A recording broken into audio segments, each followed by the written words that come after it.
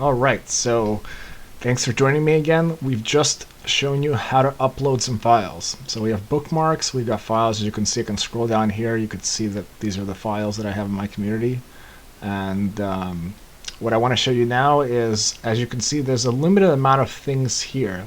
But this is actually not all that you can do in the community. Some of the really awesome aspects are missing. So for example, I really like putting out blog posts to share information with the members, and I also like editing content on wikis. And as you can see, both these things are missing.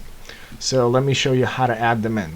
So if you go to community actions, there's so first of all, I will mention that this enable mail community, it's really nice to be able to mail the community about general announcements. Now, one of the things I like to do is I like to actually publish a blog post and then right after mail the community. So mail all the members to let them know, hey, I've just put out this post, and give them a hyperlink so they can click right on it.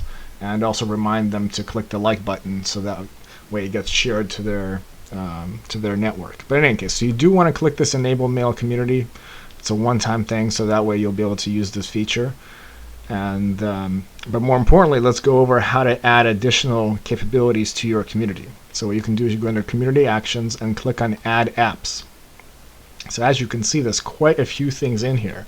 And I'm a big fan of being an early adopter of different things, to just try them out. If it doesn't work for you, it doesn't, but you never know. It could be the next big thing. So I'm going to go ahead and just start clicking. So related blog entries added. Activities. So activities are a way of putting together checklists of common tasks. So that way you put together the checklist once, and then everybody on IBM Connections that needs to carry out that task can just grab a copy of the activity and be able to step through it. It's really useful for documenting repetitive things and being able to assign things to people. So let's go ahead and get that in. Events. As you can see, as I'm hovering over it, it shows me what the post important community events such as seminars and training. So again, when I've done kind of webinars, or when I've done demonstrations of how to do certain things indoors, I would put out an event to the community. Related profiles. So let's go ahead and add that. Again, Wiki, big fan of this, where you can just have a centralized page and sub-pages of where you can mix and match between images and videos and text. So just a great place to get information out there, especially when you want to crowdsource and have many people contribute to it. Let's get related communities. Again, you could link related communities to the one that you have.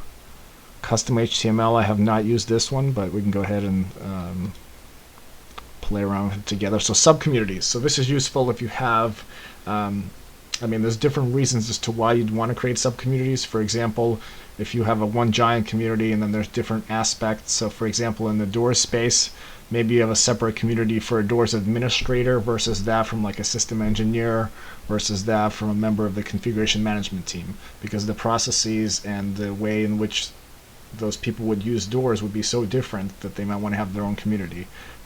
So just different ideas. But so another way I've used subcommunities is that I'd have maybe a specific subcommunity to the Doors team that's local to my site, whereas there is a big Doors community, but then it's just to be able to use those things that are specific to your site. So that's another use. So let's go ahead and this will just add the ability to have some communities.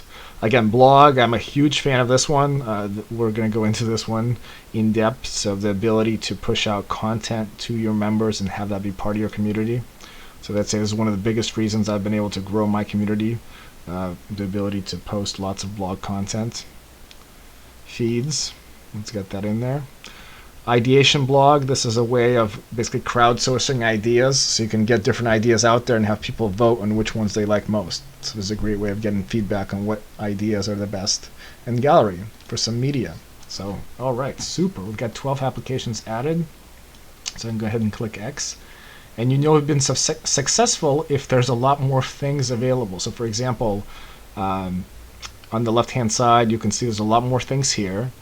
Let's take a look at what else is new. Related blog entries. So I think it's actually doing a search for you, which is great on the different words that you're using. So that's very very useful. Related profiles, just trying to pull people that have keywords that are related to what your community has. I haven't posted any events yet. And related blog entries, let's go ahead and click edit this, and we will take a closer look.